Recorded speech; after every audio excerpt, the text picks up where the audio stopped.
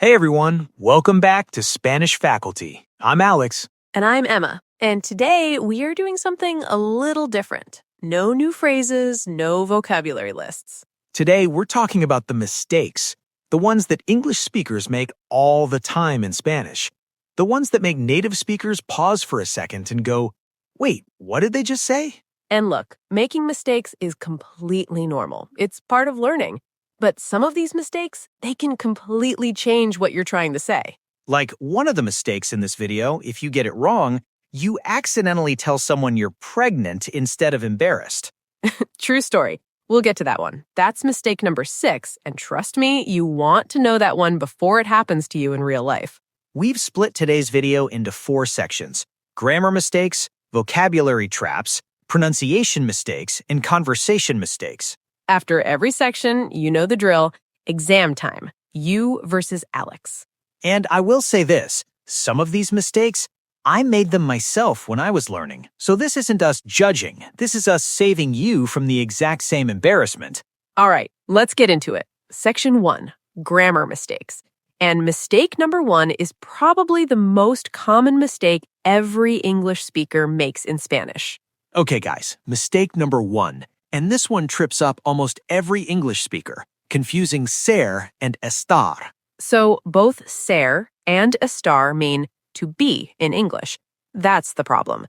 In English, you just say, I am. In Spanish, you have to choose. Soy comes from ser, and you use it for things that are permanent or fixed. Your nationality, your profession, your identity. Soy americano, I am American. Soy profesor, I am a teacher. Estoy comes from estar, and you use it for things that are temporary or changeable. How you're feeling, where you are, your current state. Estoy cansado, I am tired.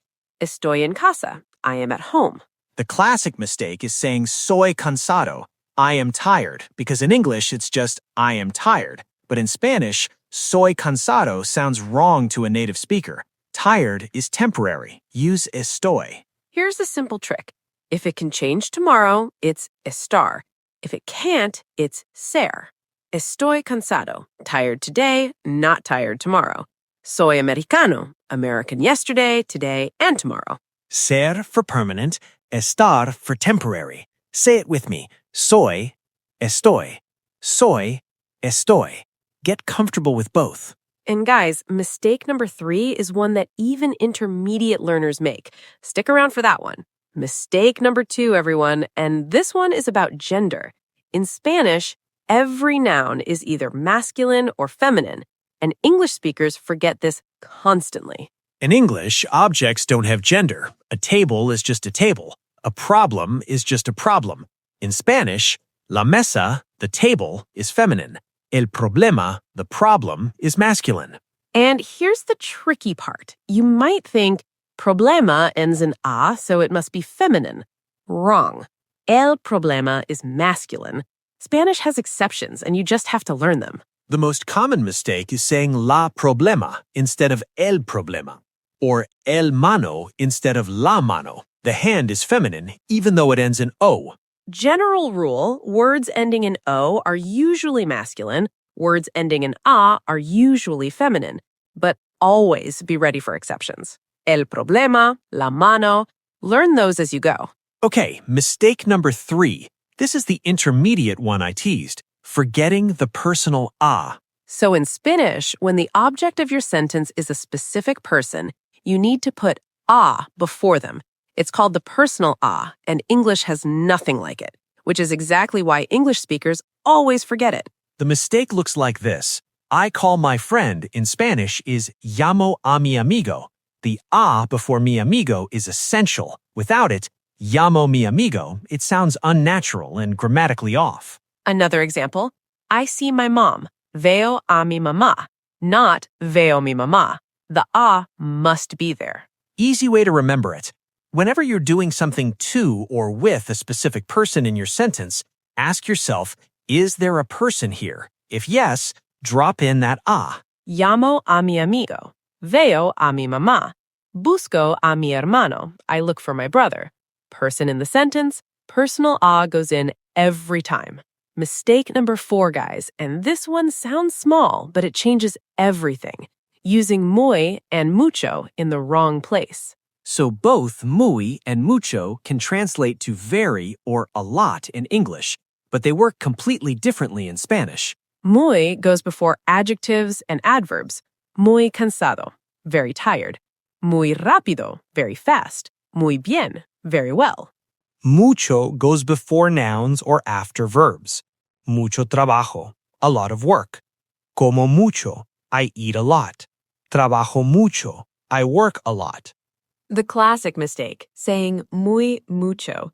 English speakers sometimes say this thinking it means very much, but muy mucho doesn't exist in Spanish. It's either muy or mucho, never both together. I said muy mucho for an embarrassingly long time when I was learning. A native speaker finally told me and I wanted to disappear. So, muy before adjectives, mucho before nouns or after verbs, never together. Muy cansado, trabajo mucho, mucho trabajo. Got it? Mistake number 5, last one of the grammar section. And this one is about word order, specifically adjectives. In English, adjectives come before the noun. A big house, a red car, an interesting book. Always before. In Spanish, most of the time, adjectives come after the noun. Una casa grande, a house big, a big house. Un coche rojo, a car red, a red car. English speakers almost always flip this automatically because of how English works.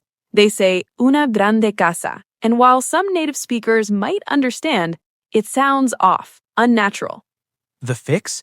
Train yourself to say the noun first, then describe it. Casa grande, coche rojo, libro interesante. Noun first, adjective after. There are some adjectives that go before the noun, like numbers and words like bueno, malo, primero. But as a beginner rule, noun first, description after. You'll be right most of the time. Una casa grande, not una grande casa. Flip that habit and you'll sound so much more natural immediately. All right, grammar exam. I'll describe the mistake. You tell me the correct version before Alex does. Ready? Let's go. Someone says, soy cansado. What should they say? Pause. Estoy cansado. Tired is temporary. Estar. Someone says, la problema. What's wrong? Pause. It's el problema. Masculine, even though it ends in a. Someone says, llamo mi amigo. What's missing? Pause. The personal a. Llamo a mi amigo. Someone says, muy mucho. What should they say instead? Pause. Just mucho, never muy mucho, doesn't exist. And last one, someone says, una grande casa. Fix it. Pause. Una casa grande. Adjective goes after the noun. Drop your score in the comments. And guys, section 2 is where it gets really interesting. Vocabulary traps. These are called false friends, Spanish words that look like English words but mean something completely different.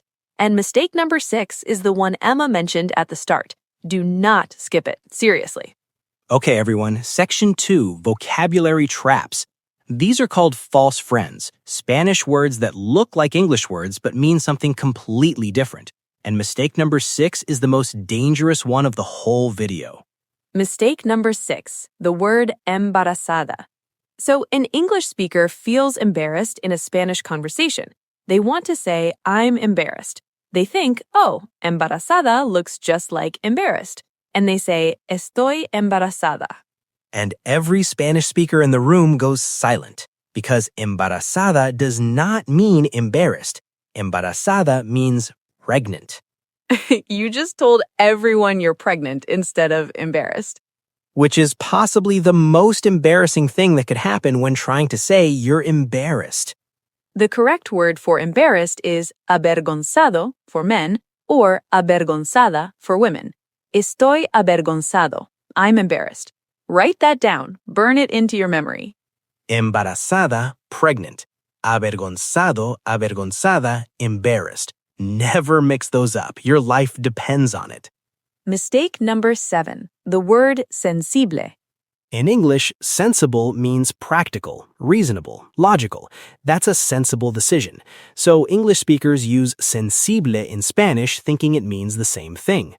But in Spanish, sensible means sensitive, emotionally sensitive. So if you say, es una persona muy sensible, you're not calling someone reasonable, you're calling them emotionally sensitive.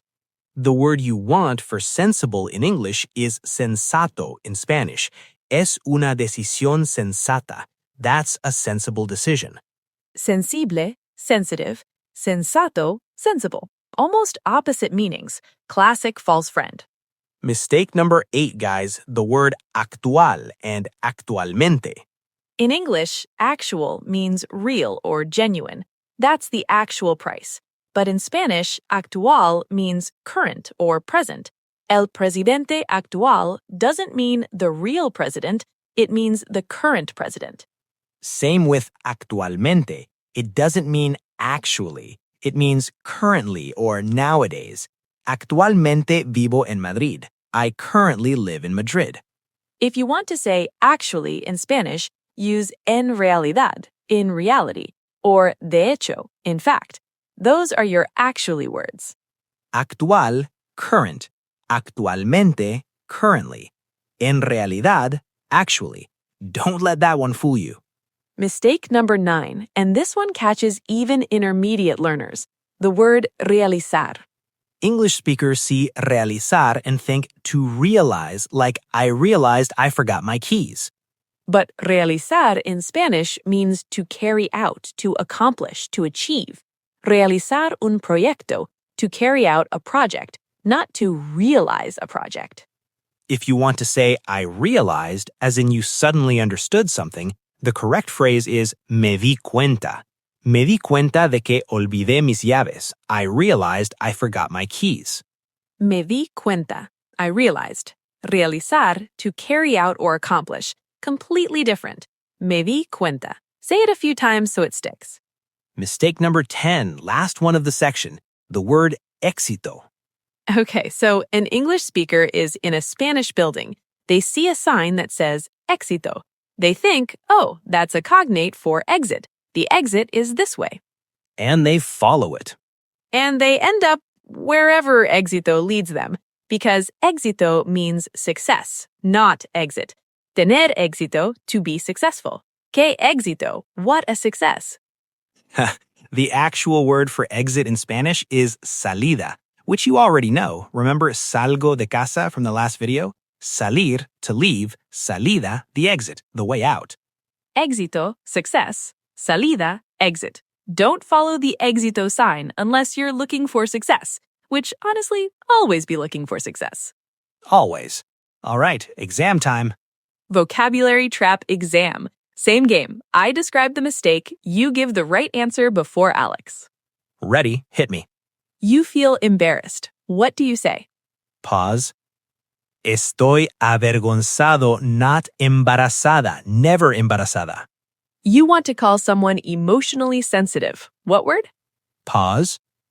Sensible. You want to say, that's a sensible decision. What word? Pause. Sensata. Es una decisión sensata. You want to say, I currently live in Madrid. Pause. Actualmente vivo en Madrid. You want to say, I realized I was late. Pause. Me di cuenta de que llegué tarde. Not realicé. Me di cuenta. And last one, you're looking for the exit in a building. Pause. La salida, not éxito, that's success. Drop your score in the comments. And guys, section 3 is where it gets really interesting. Vocabulary traps. These are called false friends, Spanish words that look like English words but mean something completely different. And mistake number 6 is the one Emma mentioned at the start. Do not skip it, seriously. All right, everyone, section 3, pronunciation. And look, your pronunciation doesn't have to be perfect to be understood, but these 5 mistakes, they're the ones that stick out the most. Fix these and you'll sound dramatically more natural overnight. Mistake number 11, pronouncing the letter H. In English, H makes a sound. Hello, house, happy. So English speakers naturally pronounce it in Spanish too. But in Spanish, the H is completely silent. Always, no exceptions. Hola, not hola, just hola. The H is invisible. Hola, hablar, hacer, hambre. Hablar, to speak, not hablar, just hablar. Hacer, not hacer, just hacer. If you ever feel like the H looks lonely and silent, that's because it is. Just skip it completely. Your Spanish will immediately sound more natural. Silent H, always. Hola, hablar, hacer, no H sound. Got it. Mistake number 12. The letters B and V. In English, B and V sound different. Bat versus that. Your teeth touch your lip for V, your lips press together for B. In Spanish, B and V make the same sound. There is no difference. Barco and vaca, the B and V sound identical. Both are somewhere between an English B and V. So English speakers try to pronounce the V in Spanish like an English V, teeth on lip, and it sounds off to native speakers. The fix, when you see V in Spanish, treat it like a B. Bibo, not Vibo with an English V, just Bibo. Soft B sound for both letters. Bibo, volver, verano, all sound like soft Bs. Bibo, volver, verano. It feels weird at first, but it's correct. Mistake number 13, and this is the big one, stressing the wrong syllable. In English, word stress is everywhere and somewhat unpredictable. Photograph versus photography. The stress jumps around. Spanish has clear, consistent rules for stress, and when English speakers ignore them, it's the thing that makes you sound most like a beginner, even if your vocabulary is perfect. The basic rules, if a word ends in a vowel, N or S, stress the second to last syllable. Hablo, como, trabajo, second to last. If a word ends in any other consonant, stress the last syllable. Hablar, comer, español. And if there's a written accent mark, like café or música, stress goes exactly where the accent is. The accent mark is Spanish telling you, stress here. The most common English speaker mistake, stressing the last syllable when they shouldn't, saying trabajo instead of trabajo, or cocina instead of cocina. Wait, actually, cocina ends in a vowel, so it's second to last. Cocina. That one is stressed on the second to last syllable. See, even explaining the rules, we have to pay attention. That's exactly the point. Practice the rules. Trabajo, hablo, español. Mistake number 14, the Spanish R, especially the double R. The Spanish R, especially the double R, is something English speakers really struggle with because English doesn't have this sound at all. A single R in Spanish is softer than English, almost like a quick D sound. Pero, but. The R sounds like a soft flap. Pedo, almost. That example always makes people laugh, but it's accurate. The double R, like in pero, dog, or caro, car, is a full trill. Your tongue vibrates against the roof of your mouth. Perro. If you can't trill yet, don't panic. It takes time and practice. For now, just make sure your R doesn't sound like a full English R. Soften it. The trill will come with practice. Fun exercise. Say the sound d-d-d-d-d really fast. That flapping motion is close to the single Spanish R. Pero, pero, pero. Mistake number 15, last pronunciation mistake, the ñ. The ñ, the N with the little squiggle on top, is its own letter in Spanish with its own sound, and English speakers either ignore the squiggle or don't know what to do with it. The ñ sounds like the ñ in canyon, cañón, canyon, that ñ sound in the middle. That's ñ. España, Spain, not España. Well, actually, kind of. The ñ makes that ñ sound. España. Mañana, tomorrow. Mañana. The ñ makes a ñ sound. And here's why it matters. Año and año are completely different words. Año means a body part. Año means year. So when someone asks how old you are and you say tengo 20 años instead of tengo 20 años, you've said something very different. Año, year, always has the ñ. Tengo 20 años. The squiggle matters. It really matters. Pronunciation exam. I'll say an English sentence, you tell me the pronunciation rule to apply. And for this one, also try saying the word correctly out loud. Ready. The word is hacer, to do. What do you do with the H? Pause. Silent. Just hacer. Ignore the H completely. The word vivo, I live. How do you pronounce the V? Pause. Like a soft B. Bibo, not English V. The word trabajo. Where's the stress? Pause. Second to last syllable. Trabajo. Ends in a vowel, so second to last. The word perro, dog. What's special about the R? Pause. Double R. You trill it. Perro. Tongue vibrates. And last one, what's the difference between año and año? Pause. Año with the ñ means year. Ano without it means something you don't want to say when talking about your age. Always use the ñ. Años. Always the ñ. Score in the comments. And guys, final section, conversation mistakes. These are the ones that happen when you're actually talking to someone. And mistake number 18 is one that makes English speakers sound like they're translating word for word from English.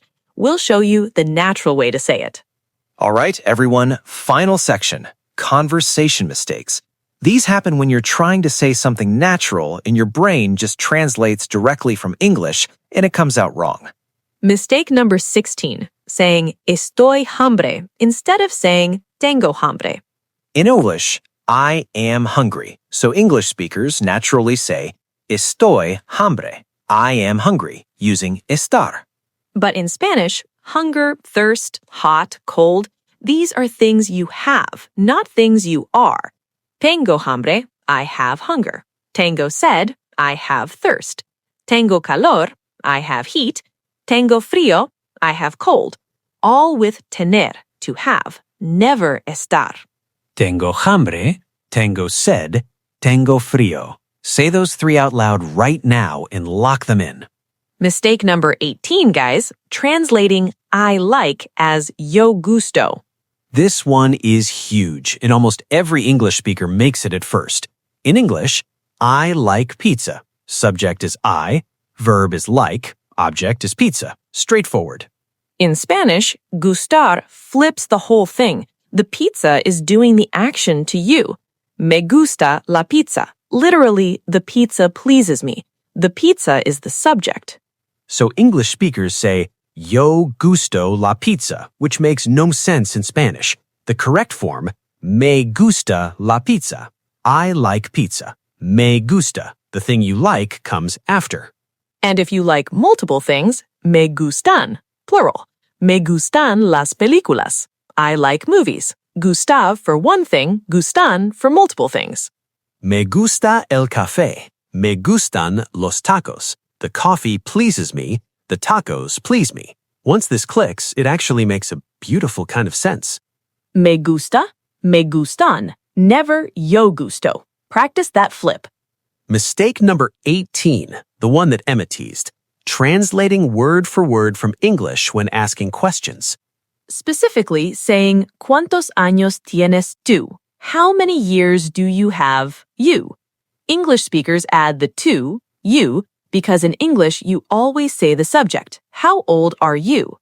But in Spanish, the verb ending already tells you who you're talking about. Tienes already means you have. Adding to after it is redundant. Native speakers hear it and immediately know this person is translating from English.